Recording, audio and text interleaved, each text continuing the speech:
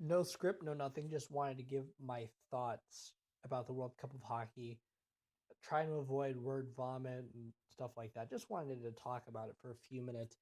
And my main opinion for the World Cup of Hockey was it was really fun. I enjoyed watching a lot of the games. It just to me it didn't feel like an Olympic replacement. It just missed that last bit of just pure investment. I just didn't have it in the tournament that I would have in the Olympics or even the IIHF World Championships or the World Juniors, for example. I even have more of a commitment in that. It just didn't feel as prestigious, no matter how hard the NHL tried. And to be honest, they tried and they put on a lot of great things about the World Cup of Hockey that made it fun. It was fun to watch, and that's what it really deserved to be. It deserved to be a fun excursion in the off season. And the players, they completely surpassed other people's expectations. There were a lot of people who were naysaying the World Cup of Hockey as if, oh, it's going to be full of players who are not interested and not trying. That certainly wasn't the case. Go back and watch the final game 2 with Team Europe and Team Canada and see how the European players reacted in the loss. Those guys cared. Those guys really cared, and they were sad after because they cared. And a lot of people didn't give teams like that credit or players like that credit. They're competitors. That's why they got so far. That's why they got to the NHL, was because they are natural competitors. And one guy who stood out, and to me is probably the second guy in terms of the MVP voting, would be Brad Marchand. And Marchand was terrific in the tournament. He led the tournament in goals. The guy was amazing, and he really stood out in terms of Canada. He got the game-winning goal, the series clinching goal, the title-winning goal. And when you watched Marchand play, he just was really good. And to be fair, he was always this good of a player. I don't think people noticed because they had this intense dislike for him in Boston, played way past everyone's expectations, and his reaction to winning it all showed how much he cared. Again, going back to that idea, the players cared, and a lot of people were saying they weren't going to, which is balderdash, and you saw it in the tournament. Another thing about this tournament that was fun, back to the same thing everyone else was talking about, Team North America, who were eliminated like in the group stages, and they didn't even get to the semifinal.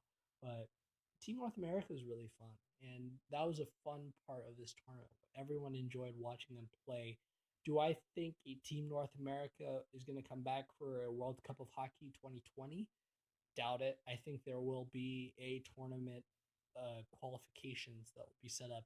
Remember, this tournament is an NHL tournament, but it has IIHF backing with it as well. There is involvement from the International Ice Hockey Federation in this tournament. So to say that the tournament would lack a qualification in a full cycle is unlikely. Um, Other than that, I feel like we can't talk about this as an Olympic replacement. This is a fun tournament, and it will continue to be fun if it's not an Olympic replacement.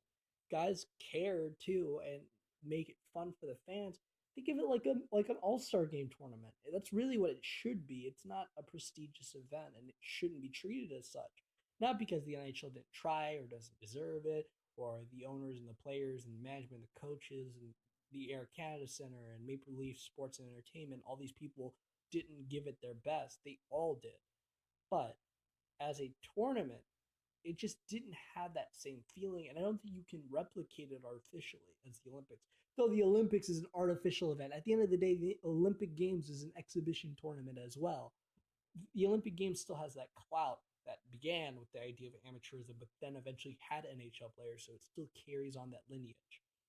Uh, in 2020, I would prefer to see countries like Slovakia and Germany and Switzerland and Austria and Slovenia, all these other nations who weren't involved, compete, perhaps. I know they're going to need more players. That's the problem. They didn't have Pro Hockey Player Association, aka the ECHL and AHL's player union, involved, and they didn't have the DEL involved, and they didn't have Slovakia's Extra Liga involved, and all these other leagues. They had the KHL involved. There were KHL players in the Russian team. There were KHL players in the Czech Republic, I think. So yeah, there were KHLers, but to the extent of the Continental Hockey League's involvement, I don't know.